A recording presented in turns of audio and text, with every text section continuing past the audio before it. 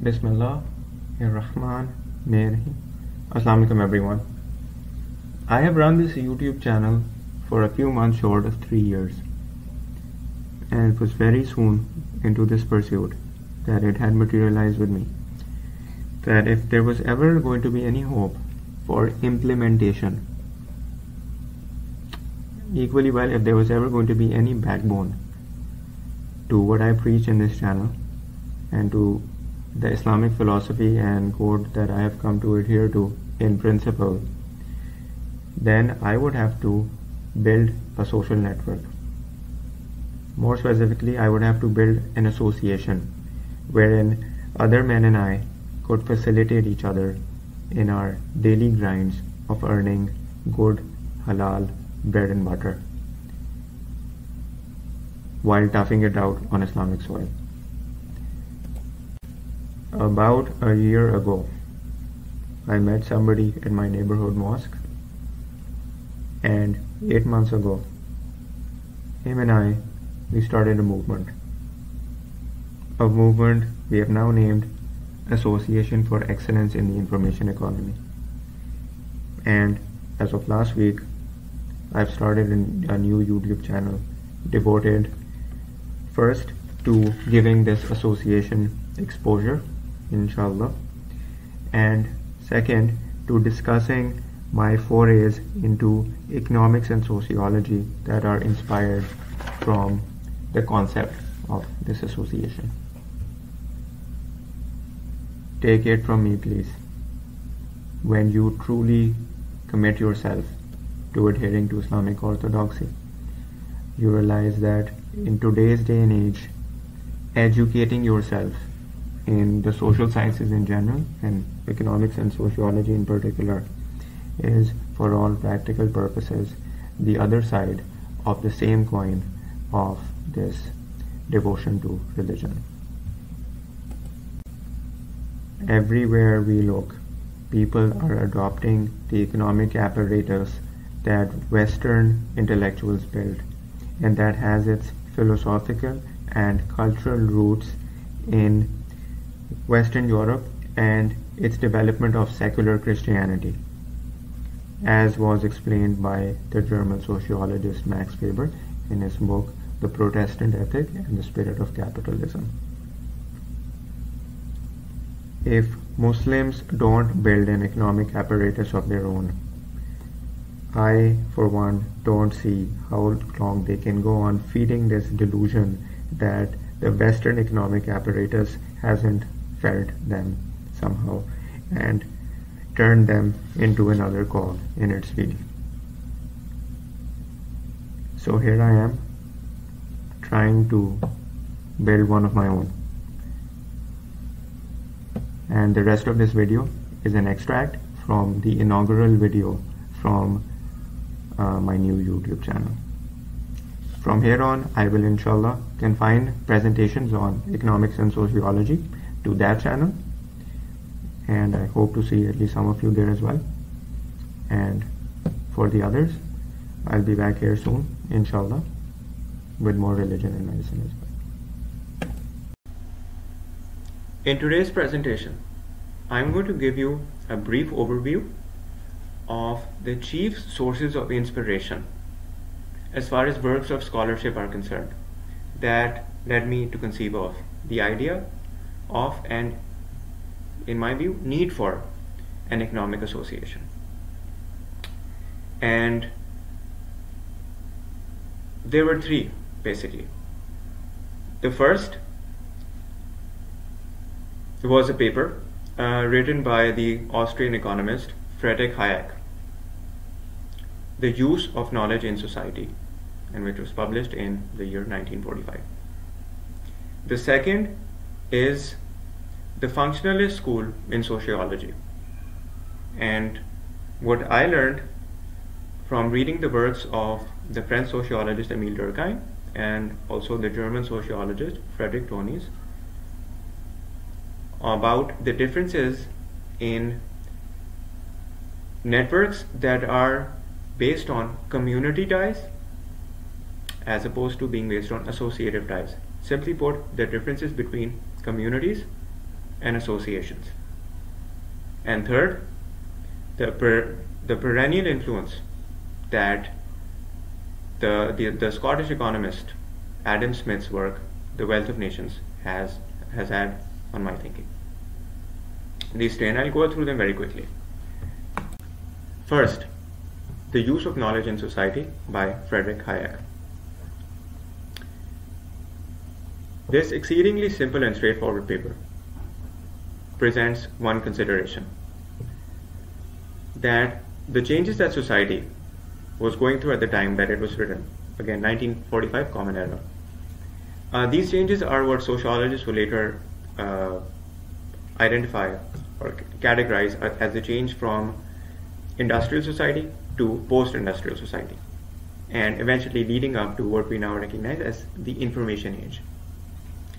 Friedrich Hayek, writing in 1945 Common Era, he simply said that the changes that economies are going through, economies of the first world, make it increasingly valuable for people to have non-scientific, non-textbook knowledge and information.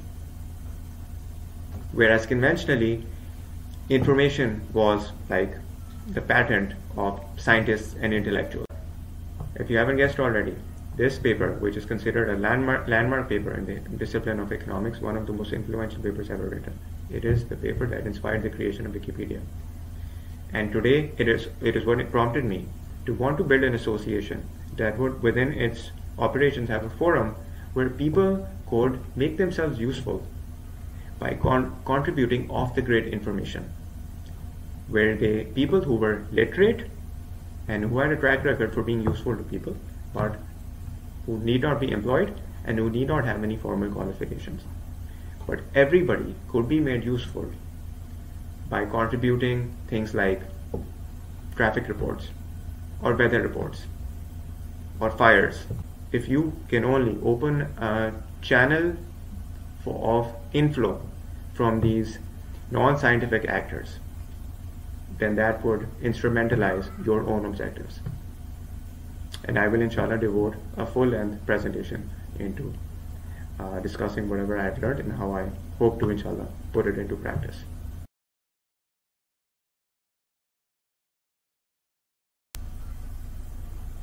Now, the second and as well as the third, I'm going to treat them as a joint entry, because as far as the theoretical benefit and inspiration that I've extracted from them is concerned, they're sort of analogous. So I'll ask you this. Take this as like an exercise. Can you provide a short textbook definition of what a village is?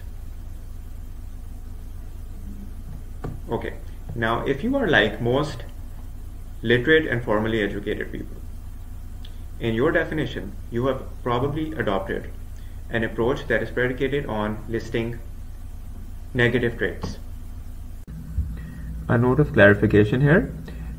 When I use the term negative, and later on in this segment I'll also use the term positive, I'm using them to denote the presence or absence of certain characteristics. So a village might be a place where with a small population that lacks sanitation or infrastructure or has low literacy levels and so on. Now, if you were to ask the same question to a sociologist, he would answer differently.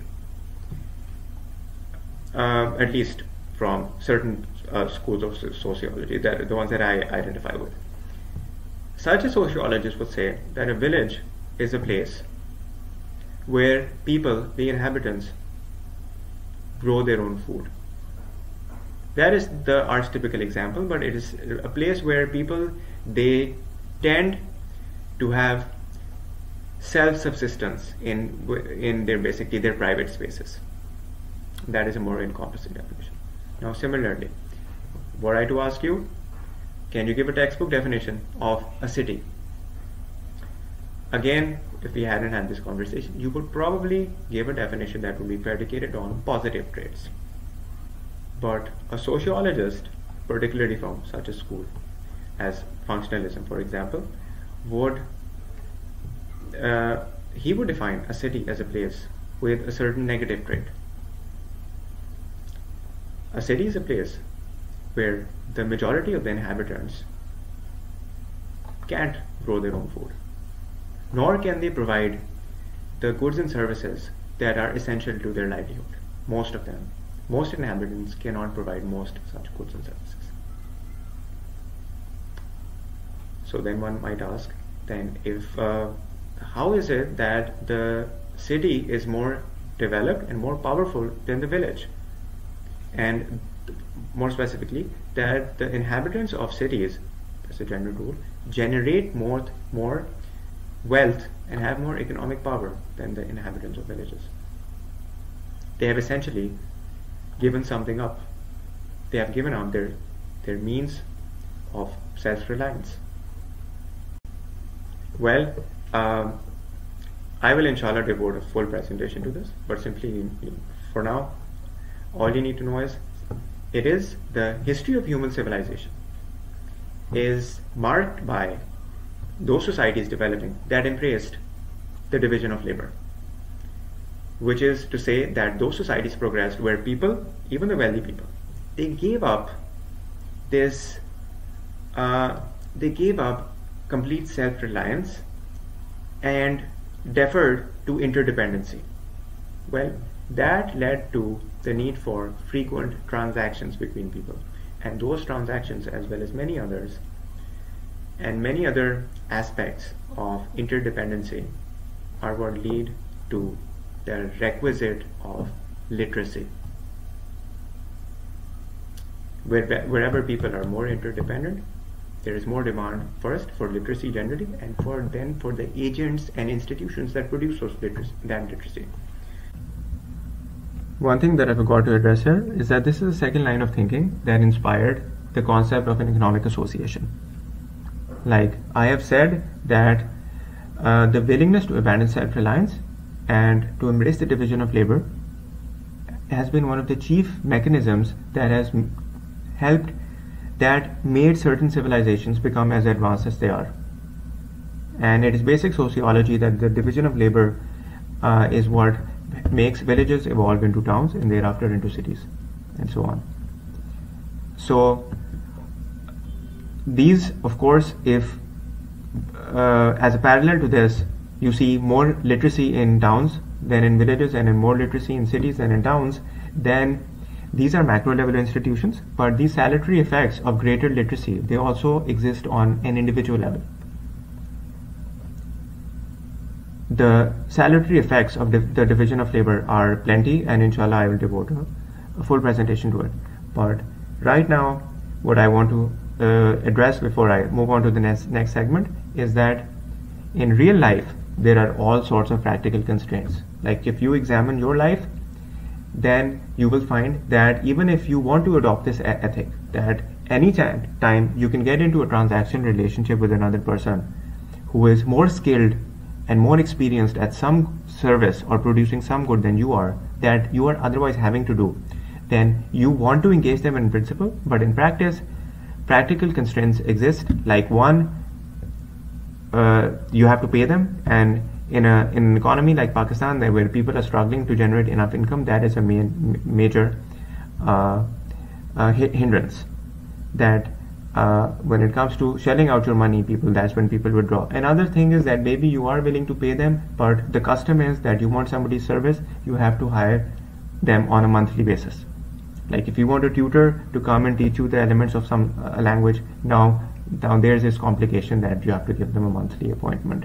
So I thought that you could build an economic association in which people know each other, and there is a code that encourages people to just freely engage other people for their services. And how this would work, when I'm obviously suggesting that it would be free of reliance on the mainstream currency, which is scarce that is inshallah something that I will address in the future. But this is what essentially, the second thing that I wanted, that people come in and they let people work whatever they are truly cut out for. Whatever a person's calling is, in an economic association, you would get day in and day out, you would get demands such that you would be kept busy in whatever that role or wearing that hat, and you would be encouraged to outsource those tasks that you are simply not cut out for to others. As far as community ties and associative ties are concerned, I'm going to draw an analogy here, and I'll ask you to keep village life and city life in mind as I go through this. Can you provide a textbook definition of a community? In this case, most people can. A community is a network of people that, now here I'll read out. Well, I'm going to first read out what a certain sociologist is, the definition that he gave, although I prefer another definition. I'll just get to that. The mark of a community is that one's life may be lived wholly within it. Good, useful definition. But what I personally find a little bit more useful is that a community is a network of people where membership in that network is given on the basis of similarity, some standard or yardstick of similarity. Like if you are part of the medical community, then there has to be some, typically or prototypically, some medical qualification that you have that has given you the ticket to be part of that community. What is an association then? An association is also a network of people, but it is governed very differently. An association is a network of people who have come together seeking each other out on the basis of differences in skills and experience. Associations, nonetheless, they have value consensus, but within that value consensus, to whatever degree it may be maintained, they seek out people who are different from them. Now, going back to community for a moment, what is, if you can think of communities, any community that you have been part of or seen firsthand, what is the one ubiquitous feature of more or less every community you will ever see, as far as their economics are concerned? Loosely speaking, everywhere where you see community and where you see its members, you will find scarcity of wealth almost everywhere. It's not a perfect rule, because in certain places you will find people who are part of a community but they have wealth. Sometimes it's family wealth or generated, but that is an anomaly. What is more technically correct to say is that wherever you find a community, you will find that its members lack the ability to generate surplus income. If you want to generate wealth, the apparatus that you have to build is antithetical to community ties. You have to seek people who have different niche than you have, and you have to build bridges with them. And that is why this whole concept is the concept of an association, not a community. Now, before I proceed to the next segment in this presentation, I overlooked something when I was talking about community ties and how they are antithetical to wealth generation, or the apparatus that is conducive to wealth generation. I failed to give any specifics. So now the first thing is that a network that functions on associative ties, there is one contingency that it has to meet, and that contingency is taken for granted wherever there is a community, and that is value consensus. This is basic organization sociology, or basic functionalist school of thought as well. Value consensus, Dalton Parsons. If a network of people who are different from each other are going to function then they have to have a code, usually a very formalized code, in which their values are given and they have professed allegiance to it. So that is the first thing when you move towards associative ties, that you have to have value consensus. Is the first and arguably the most demanding thing, that what requires the most skill. But if you can do that, if you can establish value consensus, then whatever within that umbrella, the greater the contrast between you as an actor, as an economic actor, and another person as an economic actor, the more conducive it is to wealth generation. Find somebody from a different walk of life, who has been raised in a different environment from you, and who has different personality temperament than you, different life experiences. All of that is conducive to wealth generation, and this is where I mentioned the specifics. This is basic microeconomics theory. This is where the laws of comparative advantage come in, the laws of division of labor and specialization, the laws of perfect information. And that is why, that is how, or that is basically the bedrock of the apparatus that leads to wealth generation, and that is only possible with associative ties. Presently, today was day number 234 of the running of a small, humble economic association that I formed based on the economic principles, the principles of wealth generation, some of which that I just discussed with you. And for 234 days, almost without fail, every morning at sunrise or soon thereafter, I have conducted, or I have initiated a virtual assembly. That is, it is conducted on a WhatsApp group, and it is basically like a mock parliamentary style assembly, consisting of members and on the one hand and spectators on the other. Members of the assembly are the members of the association for excellence in the information economy, and spectators are people who are perceived as being part of a spectators pavilion. So they are on the outside, coming here to attend, looking in. And to become a member of the association, basically it involves a procedure in which every member, he learns of the values of the association, and then there is a declaration of, you have to take an oath.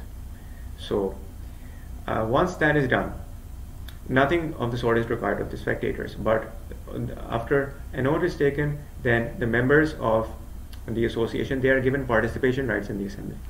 And what is expected of them, and they are encouraged to do, is that every day at the commencement of their day, they are encouraged to send out like a memorandum of their economic and also their social objectives for the day. If they are commuting, if they are buying anything or selling anything whatsoever that involves, that is of economic or social significance, they are encouraged to declare. And this is then broadcast to the members and also the spectators in the assembly. Now, why would the members, or in particular me, like I have done this very consistently, and even some of the spectators, they ask me like, what is the purpose of this? Well, why? That is why, one of the chief reasons why I have now launched this YouTube channel, so that I can discuss the theoretical underpinnings of the way this association and its assembly functions with you all. And as I go along, of course, also discuss everything that I have learned, and inshallah I am learning about the universal rules of wealth generation and economic development and progress. I will inshallah devote separate presentations to separate chapters that follow within this broad heading, inshallah.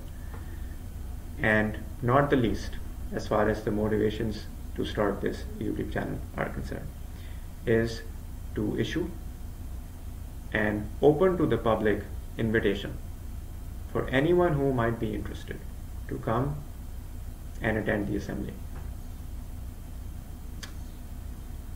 There is no fee. All you're required to do is send me an email and give a brief note of identification of yourself, and I will immediately oblige, inshallah, and let you have the invite for the WhatsApp group. You will thereafter assume the role of a spectator. So as spectators are, it is an understanding that as somebody who is part of this virtual spectators pavilion, you may well choose to remain anonymous, and you are here to, you're joining the group, but you are essentially coming to attend, which means that you may stay for as long as you like, leave when you like, and you may return if you like. If you wish to move forward and become a member, then you may wish to speak with me, and I will discuss with you what the value consensus is that you are expected to adhere to. Well, if you join the WhatsApp group, there's an oath given in the group info. That is the oath that you are expected to profess to take. Basically, for every member, for every person who becomes a member, there's an oath taking ceremony, and they read out, I make the other person read out the oath, whereafter they have participation rights. So there are only 12 attendees so far. On a weekly basis or so, I prepare a demographic report telling people who are attending the assembly where the different attendees are from. The majority of them are from Lahore, Pakistan, and there are some people from here and there, but they haven't reported back yet. Of the people who have reported back, there are 2 international attendees, one from New York and one from Qatar. So if you choose to someday become a member, as you declare your objectives, they will be broadcast to the attendees from wherever they are attending from, and it is part of the ethic that people give feedback and even criticism on your objectives. Inshallah, I will return to this and discuss it at length. But for now, I will wrap up this presentation, and just know there are only 12 people. Every single person's entry into the assembly is valued. Allah knows how far this might go, but right now I am keen to have every single spectator that I can accommodate. So please,